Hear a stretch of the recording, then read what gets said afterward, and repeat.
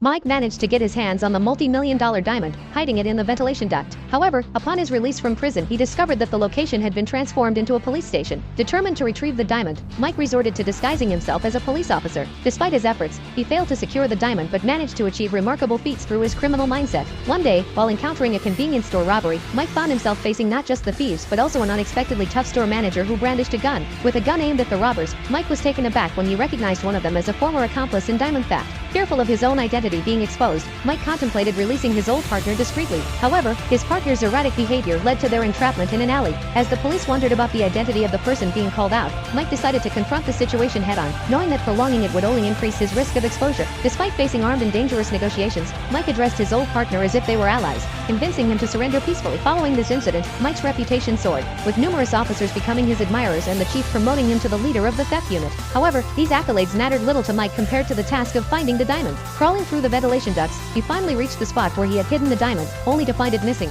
presumably blown away by the wind. Frustrated, Mike ingeniously utilized a remote-controlled car to explore the ducts, inadvertently stumbling into a meeting room where he awkwardly showcased his boxing skills. After numerous twists and turns, Mike eventually discovered that the diamond was in the ventilation ducts of the administration office. However, before he could retrieve it, the chief suddenly appeared, instructing him to immediately proceed to the airport to investigate a smuggling case. Despite his reluctance, Mike, as a leader, felt obligated to comply. Upon arriving at the airport, they found it under the control of a notorious figure named Bo Poyo. Rushing back to retrieve the diamond, Mike's sense of duty as a policeman heightened his awareness of the complexity of the case, suspecting it to be more than just a simple smuggling operation. Prompting his colleague Jack to call for helicopter backup, they stumbled upon a suspicious truck with a driver sporting a gang tattoo on his arm. Upon inspecting the vehicle, they discovered a significant quantity of drugs, earning Mike another commendation for his efforts. Leveraging the opportunity of escorting the evidence, Mike successfully returned to the administration office and finally retrieved the diamond from the ventilation ducts. Overwhelmed with excitement, he kissed the diamond, thinking that if he failed to secure it, he would soon ascend to the position of chief. However, to his dismay, the chief suddenly exclaimed in alarm, startling Mike and causing the diamond to fall into the pile of drugs.